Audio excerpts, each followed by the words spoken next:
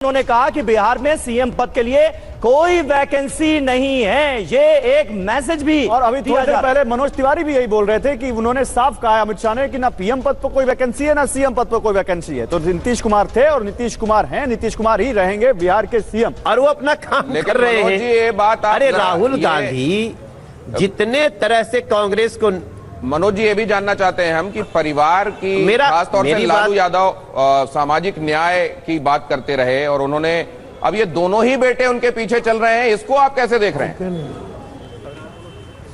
यादव की party how can it be difficult source कर नहीं, देखिए तेजस्वी यादव जी का पीछे चलना बिहार से एक बड़ा मैसेज है और बड़ा मैसेज ये है कि जो घर नहीं संभाल सकता वो बिहार क्या संभालेगा। ये लाइन गली गली में बोली जा रही थी। बिहार के हर मीटिंग में हमने ये लाइन सुनी लोगों से कि जो अपने भाई को नहीं संभाल सकता वो बिहार क्या संभालेगा। मनोज जी एक सवाल और है लेकिन मनोज जी एक सवाल ये अब उठा रहे हैं हमारे तमाम सीनियर जर्नलिस्ट भैया कि अब सरकार का मुखिया कौन होगा, बिहार में चीफ मिनिस्टर कौन होगा एनडीए की सरकार का? आपने शायद अमित शाह जी के उस स्टेटमेंट को नहीं सुना कि सीएम और पीएम का आगे बहुत लंबे समय तक कोई वैकेंसी नहीं है। तो इसका अर्थ क्या होता है? नीतीश जी थे, नीतीश जी हैं, नीतीश जी रहेंगे और इस बार तो बड़े भाई की भूमिका में भी है जेडीयू जी हैं, नरेंद्र मोदी जी रहेंगे। नहीं, लेकिन आप लोगों ने कहा विधायक दल का नेता तय करेगा, मतलब नहीं चाहिए। आपकी पार्टी भारतीय जनता पार्टी के जो स्टेट प्रेसिडेंट हैं उन्होंने कहा कि संवैधानिक प्रक्रिया से सीएम जो हैं वो तय होंगे। तो भैया संवैधानिक प्रक्रिया तो करना ही पड़ता है। आखिर क्या कहेंगे, विधायक दल का मीटिंग नहीं होगा? होगा। उसी संवैधानिक प्रक्रियाओं का पालन करने के लिए ही जिसको हम नेता मानते हैं फिर उसको नेता चुनते हैं। ठीक है, औपचारिकता है। मनोज जी बहुत धन्यवाद। आज आपका कुछ गुनगुनाना भी सुनना था लेकिन अभी बड़ी तेजी से आगे बढ़ना है। आपका धन्यवाद करते हुए और बधाई देते हुए आगे बढ़ते हैं और इस समय रुपेश के साथ एक खास मेहमान, आइए उनके पास चलते हैं। अशोक चौधरी जी हैं उनके साथ। अशोक चौधरी जी, रुपेश बताइए। देखिए बिल्कुल डॉक्टर अशोक चौधरी हैं, जेडीयू के वरिष्ठ नेता, नीतीश कुमार के सहयोगी, नीतीश कुमार जिनको कहते हैं I love you Ashok Choudhary ji. आज आप नीतीश कुमार को कहेंगे I love you Nitish ji? नहीं, नीतीश जी तो हमारे गार्जियन हैं, अभिभावक तुल्य हैं, पिता तुल्य हैं। हम महादलित के लोग उनको मानस पिता बोलते हैं। जितना काम उन्होंने 20 साल में महादलित परिवार के लिए किया है तो उसमें भीम संसद जब हमने किया था तो सभी हमारे महादलित परिवार के लोगों ने उन्हें मानस पिता की उपाधि दी थी। वो हमारे लिए तो आज क्या देख रहे हैं ये जो 190 प्लस, आप अक्सर मुझे याद है आप कहते थे 170 प्लस से हमारी सरकार बनेगी। क्योंकि देखिए एक अनुभव है, लंबे समय तक हम चुनाव में दौरे करते रहे हैं, कांग्रेस का चुनाव लड़े हैं, उसके पहले पिताजी जब लड़ते थे तब देखते थे। तो मतलब एक फील जब जनता के बीच में आप इंटरेक्ट करते हैं तो आ जाता है। तो इसलिए हम बोले थे कि 175 अगर हम 70-75 क्रॉस कर जाएंगे, रुकेंगे कहाँ, इसका अंदाजा किसकी जीत है, किस मुद्दे की या किस व्यक्तित्व की? विनम्रता, शालीनता और विकास, ये तीनों ऐसा लीथल कॉम्बिनेशन है नीतीश जी का कि एक तो विनम्र है, शालीन है और विकास पर जोर देते हैं। वो पूरे प्रदेश के पर कैपिटा इनकम पर जोर देते हैं। गौरव और कौन वो हार गया, जीडीपी पर जोर देते हैं, सस्टेनेबल ग्रोथ पर जोर देते हैं। तो जो व्यक्ति लंबे समय तक इस पे काम करता रहता है और नेता वही होता है जो जनता के दिलों पे राज करे। मतलब नीतीश कुमार की जीत है। बिल्कुल नीतीश कुमार। एक सवाल यहाँ स्टूडियो से आ रहा है, जरा पूछ लीजिए चौधरी साहब से कि सीएम को लेकर कोई डाउट तो नहीं है, नीतीश कुमार ही सीएम होंगे ना? जनता के बीच में क्रेडिबिलिटी बनाइए। कोई डाउट है क्या मन में? जिस तरीके से अभी दिलीप जायसवाल जो पार्टी के प्रदेश अध्यक्ष हैं बीजेपी के, वो कह रहे थे कि जो प्रक्रिया है उस प्रक्रिया के तहत तय होगा। अमित शाह ने जो कहा, आपको कोई डाउट, कोई शंका सुबह? नहीं, देयर इज नो वैकेंसी, कोई वैकेंसी नहीं है। मुख्यमंत्री पद का कोई वैकेंसी नहीं है। वो जो आपने जायसवाल जी भी कह रहे हैं वो भी एक तरह से ठीक ही कह रहे हैं, क्योंकि उन्होंने प्रक्रिया की बात की है। विधायक दल हमारे पार्टी का नेता चुने जाएंगे, फिर जॉइंट नेता चुने जाएंगे। मतलब पहले ऑपोजिशन को मैसेज दिया जाता था, अब विद इन द अलायंस भी मैसेज दिया जा रहा है कि अब कोई वैकेंसी नहीं है। ये कहाँ रुकेगा, कहाँ ये क्या आप 200 के आसपास आएगा? 200, 199, 15, ये 40 के आसपास रहेंगे महागठबंधन, 200 के आसपास रहेंगे। अच्छा, आप ये कह रहे हैं नीतीश कुमार, उनके व्यक्तित्व, उनकी शालीनता, उनका कृतित्व की ये जीत है, विपक्ष से चूक कहां हो गई, कहां चूक गया विपक्ष? नहीं, विपक्ष की ठीक है, तो अशोक चौधरी जी ये कह रहे हैं कि अभी आप देखते जाइए 192 नहीं, ये आंकड़ा 200 तक जाएगा और महागठबंधन 40 सीटों पर सिमटता नजर आएगा। ये अशोक चौधरी का अपना आकलन है। उन्होंने कहा कि बिहार में सीएम पद के लिए कोई वैकेंसी नहीं है, ये एक मैसेज भी। और अभी थोड़ी देर पहले मनोज तिवारी भी यही बोल रहे थे कि उन्होंने साफ कहा अमित शाह ने कि ना पीएम पद पर कोई वैकेंसी है ना सीएम पद पर कोई वैकेंसी है। तो नीतीश कुमार थे और नीतीश कुमार हैं, नीतीश कुमार ही रहेंगे बिहार के सीएम।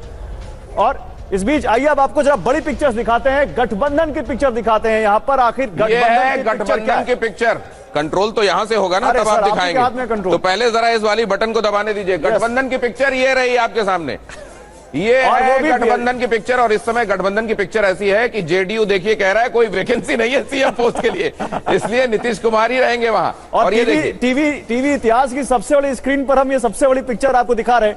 242 उम्मीदवार एनडीए के और यहां पर 193 यहां पर उनके जीत रहे हैं, 49 हार रहे हैं, यानी 193 242 में गजब स्ट्राइक रेट है भाई। 80% का स्ट्राइक रेट यहां पर आसपास दिख रहा है एनडीए का। आप दिखाइए उधर। आप जब उधर 80 बता रहे हैं तो इधर ये बहुत छोटा लगने लग रहा है।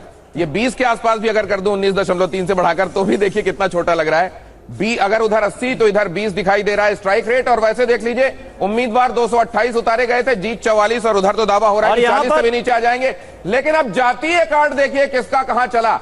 यादव वाली जो सीटें थी, M22 समीकरण, क्या वो चला महागठबंधन के लिए? आइए देखिए, ये है वो सीटें जहां पर M22 समीकरण खासतौर से यादवों का बाहुल्य देखते हुए दिया गया था। सबसे बड़ा उलटफेर यहीं पर हुआ है। आप देखिए एनडीए ने जो यादव जाति कार्ड की हम बात कर रहे हैं, 19 सीटों पर जो कैंडिडेट थे, उम्मीदवार थे 19, और 15 सीटों पर जीत हासिल हुई है एनडीए को। ये यादव कार्ड तो पूरी तरह से एनडीए के फेवर में जाता हुआ नजर। सीटों पर भी स्ट्राइक रेट सेम है, वही 80%। और इधर आ जाइए, ये थोड़ा बढ़ा है, 26 हो गया इधर। ये जो कहते थे 80-20 का, रियल में 80-20 का चुनाव, 80-20 का चुनाव लग रहा है। वो जो आप इशारा कर रहे हैं, बड़ी बात। तो इधर देखिए 69 महागठबंधन ने ये टिकट दी थी और 18 ही जीते हैं। और इस हिसाब से अगर देखा जाए तो 51 हारे और 26.1 का स्ट्राइक रेट इनका। तो M22 भी चला नहीं। तो इसका मतलब क्या, बिहार ने जातीय बेड़ियों को तोड़कर इस बार वोट दिया है। ये तेज प्रताप यादव के बारे में खबर है दिनेश, 13,000 वोटों से वो पीछे चल रहे हैं, चौथे नंबर पर है तेज प्रताप यादव महुआ से। आप अंदाजा लगाइए कि क्या हुआ है उनकी सीट पर। चौथे नंबर पर तेज प्रताप यादव, तेजस्वी यादव के भाई लालू यादव के बेटे। दिखाइए जो नीतीश कुमार का जाति है। अब जरा इधर आ जाइए, कुर्मी कोयरी। बिल्कुल कुर्मी कोयरी वाली जाति में जहां पर इनका बाहुल्य था, किसने कितनी सीटें दी और स्ट्राइक रेट के हिसाब से क्या हुआ। कोयरी कुर्मी, एनडीए ने क्या किया बताइए जरा गौरव। एनडीए ने 39 उम्मीदवार उतारे और उनका वो दांव बिल्कुल सही साबित होता हुआ, हालांकि अब तो सारा दांव उनका सही साबित हो रहा है। 31 39 में 31 सीटों पर जीत रहे हैं, 8 हार रहे हैं, 25। तो यहां पर देखिए ऑलमोस्ट यहां पर 80% का उनका स्ट्राइक रेट आता है। तो इधर वाला थोड़ा बदल रहा है, लेकिन उधर 80 के आसपास ही आप टिका कर रखा है। यहां पर 27 ऐसे लोगों को टिकट दी गई थी, 7 लोग जीते हैं, 20 हारे हैं, और इस हिसाब से 25.9 का ही स्ट्राइक रेट है। अगली जाति की तरफ आपको ले चलता हूं। सवर्ण किधर गए, किसका साथ दिया, अब जरा ये भी देखिए। सवर्ण टिकट देने के हिसाब से एनडीए ने ज्यादा टिकट दी थी। अब जरा देखिए यहां पर क्या हुआ। यहां पर देखिए सवर्ण कार्ड चला क्या, 82 उम्मीदवार उतारे गए, 63 को जीत हासिल हुई, हार सिर्फ 19 सीटों पर। यहां पर जो है तकरीबन 77% का स्ट्राइक रेट नजर आ रहा है। और उधर देखिए क्या हाल है, 14.6%। फिर वही 80, वही लगभग 41 लोगों को टिकट, ऐसे लोगों को 6 केवल जीते, 35 हारे, 14.6% का स्ट्राइक रेट। अब ये जरा दलित की तरफ आ जाइए। बिल्कुल, दलित और महादलित के मानस पिता अभी कह रहे थे अशोक चौधरी। और दलित वोटों को लेकर सबसे बड़ी लड़ाई इसलिए थी क्योंकि उधर भी दलित नेता, इधर भी दलित नेता, और दोनों में ये कहा जा रहा था कि आखिर किधर जाएंगे दलित। तो दलितों ने तो यहां पर बिल्कुल सारा रिकॉर्ड ही तोड़ दिया और 38 बिल्कुल एक तरफा, यहां 80 से भी आगे निकल गए। 38 दलित उम्मीदवार थे एनडीए के और 35 जीत गए। मतलब चाहे वो जीतन राम मांझी हो, चाहे वो दूसरे जेडीयू के हो, बीजेपी के हो, सारे दलित कैंडिडेट्स को यहां पर भरपूर समर्थन मिला है बिहार के दलित मतदाताओं का। केवल 3 हारे। एन उसके उलट है पिक्चर। इधर 39 को टिकट दिया गया, 4 ही जीते केवल, और 35 इसमें से हार गए हैं। 10.3% का स्ट्राइक रेट, मतलब हर तरह का जातीय समीकरण जो है वो एनडीए के फेवर में गया है। आई गेस यहाँ पर बात ये करनी चाहिए कि जातीय समीकरण तो चला ही नहीं है, नहीं चला, ये एक तरफा है। ये एक बड़ी बात है। क्या इस बात को नीरजा जी, जातीय जकड़न जैसी बिहार में कहीं और नहीं है जो कहा जाता रहा, जाति है कि जाति नहीं, इस बार जाति गई क्या? माना जा सकता है कि एमवाई के खिलाफ एक बैकलैश हुआ है जिसमें शामिल थे दलित, एक्सट्रीमली बैकवर्ड्स, अपर कास्ट और महिला का वोट तो एनडीए की तरफ जा रहा था, ये समझ में आता है। पर एमआई टूटा है जबकि ग्राउंड लेवल पे यादव इतना आक्रामक थे, एग्रेसिव थे, बहुत थे। उनका रवैया था, उनका टूटना ये मेरी समझ में नहीं आ रहा, और मुस्लिम का टूटना ये मेरी रामकृपाल सर हमारे साथ जुड़ गए सर। 33%। और इनफैक्ट मैम जो आप कह रही है उसमें एक चीज और जोड़ूं, किशनगंज का जो इलाका है, अररिया का इलाका है, पूर्णिया का इलाका है, जो मुस्लिम बहुल इलाका है, जहां पर एमवाई समीकरण सबसे ज्यादा है, वहां का वोट परसेंटेज जो दिनेश जी बीजेपी और एनडीए के फेवर में जा रहा है, बढ़ा है, ऑलमोस्ट 8 से 10% बढ़ा है। ये जो यादव मुस्लिम कार्ड नहीं चला, रामकृपाल जी, इसके पीछे क्या वजह, इसकी क्या वजह क्या हो सकती है?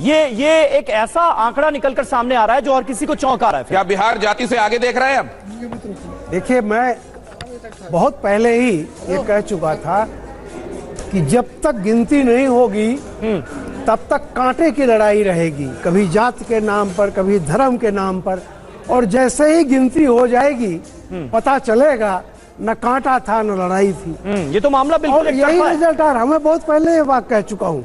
देखिए, दो चीज हम लोग जो सोचते हैं ना, एकेडमिया अलग अलग ढंग से सोचता है, जो जमीन पर है, दो, अगर घर की एक महिला है तो उसकी जिंदगी में आज की तारीख में और 20 साल पहले, 20 वर्ष पहले केंद्र का मतलब होता था रेलगाड़ी और पोस्ट ऑफिस।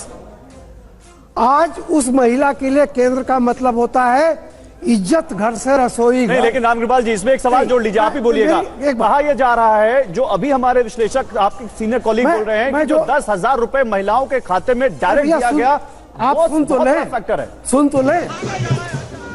20 साल के बाद गुजरात में भी ऐसे ही रिजल्ट आया था, वहां तो 10,000 नहीं दिए गए थे। की जो आवाज है, मैं बता दूं, फैक्टर कई होते हैं, सुन लीजिए। अगर आपके भी रिपोर्टर गए हैं, महिलाओं से बातचीत में क्या कहा है महिलाओं ने? आप एक एक महिला को देखिए जो गांव की गरीब है, वो कहती थी कि मेरा बेटा मुझे छोड़ गया है, लेकिन मोदी जी मुझे वो खाना दे रहे हैं, मैं नमक हरामी नहीं करूंगी। 1100 रुपए पेंशन। मैं जो कहने जा रहा, सुन लीजिए। अब केंद्र कहाँ है? शौचालय से लेकर, यानी इज्जत घर से लेकर रसोई घर, जब भी उसकी दिनचर्या होती वहां हमेशा उसको केंद्र दिखता है। और उसके बच्चे जब स्कूल जाते हैं, सुन लीजिए रामकृपाल जी, देखिए इधर यहाँ पर हमारे पीछे जो ये सबसे बड़ी स्क्रीन लगी हुई है, इस पर टेक्स्ट चेंज हो चुका है, मोदी की बहार नीतीश कुमार, 25 से 30 नीतीश। तो कुल मिलाकर बिहार का जनादेश फिलहाल यही कहता हुआ नजर आ रहा है, 190 पर एनडीए और 50 पर महागठबंधन सिमटता हुआ। जोड़ी ने सारे समीकरण चेंज कर दिए, सारे जो यहाँ पर आकलन थे सब ध्वस्त कर दिए, और मोदी की बहार नीतीश कुमार बिहार की जनता ने कह दिया है, जो कि नतीजों में साफ दिख रहा है दिनेश।